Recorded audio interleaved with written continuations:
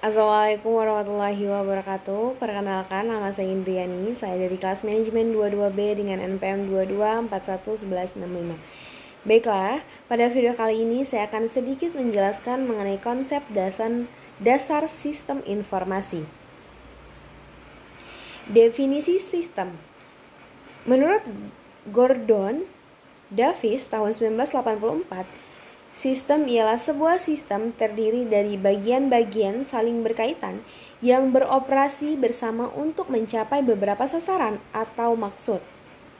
Raymond McLeod tahun 2001, sistem adalah himpunan dari unsur-unsur yang saling berkaitan sehingga membentuk suatu kesatuan yang utuh dan terpadu. Lalu, karakteristik sistem. Yang pertama ialah organisasi, interaksi, interdependensi, integrasi, dan main objection. Interaksi dan interdependensi. Interaksi ialah saling keterhubungan antara bagian yang satu dengan lainnya. Contohnya, SA dengan bagian P dengan bagian DE dan sebaliknya. SA ini ialah sistem analisis, P ialah programmer, dan DE ialah data entry.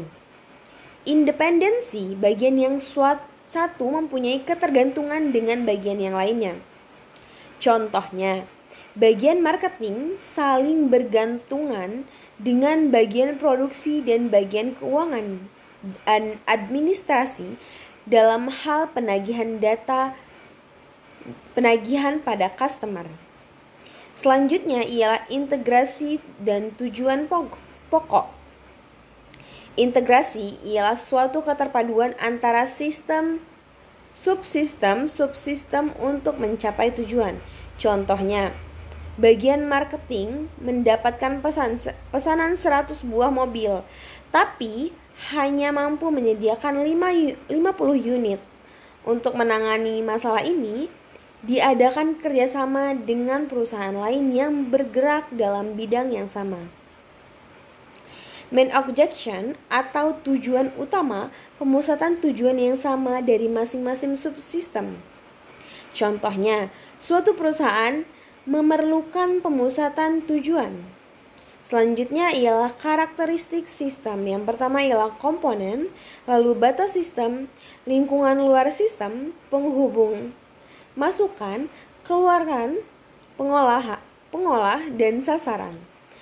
Yang pertama ialah komponen. Terdiri dari sejumlah komponen yang saling berinteraksi dan bekerja sama membentuk satu kesatuan. Komponen dapat terdiri dari beberapa subsistem atau subbagian, di mana setiap subsistem ini tersebut memiliki fungsi khusus, akan mempengaruhi proses sistem secara keseluruhan. Lalu, batas sistem merupakan daerah yang membatasi antara suatu sistem dengan sistem lainnya atau dengan lingkungan luarnya. Batas sistem ini memungkinkan suatu sistem dipandang sebagai satu kesatuan. Batas suatu sistem menunjukkan ruang lingkup dari sistem tersebut. Selanjutnya ialah lingkungan luar sistem adalah apapun di luar batas dari sistem yang mempengaruhi operasi sistem. Lingkungan luar dapat bersifat menguntungkan dan merugikan. Lingkungan yang menguntungkan harus tetap dijaga dan dipelihara. Sebaliknya, lingkungan yang merugikan harus ditahan dan dikendalikan kalau tidak ingin terganggu kelangsungan hidup sistem.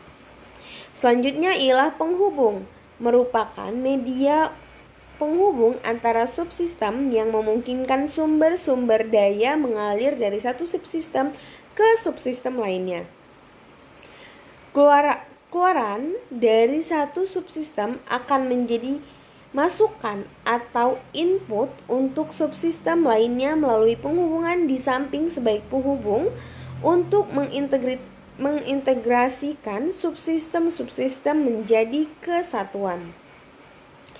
Selanjutnya ialah masukan adalah energi yang dimasukkan ke dalam sistem yang dapat berupa masukan perawatan dan masukan sinyal.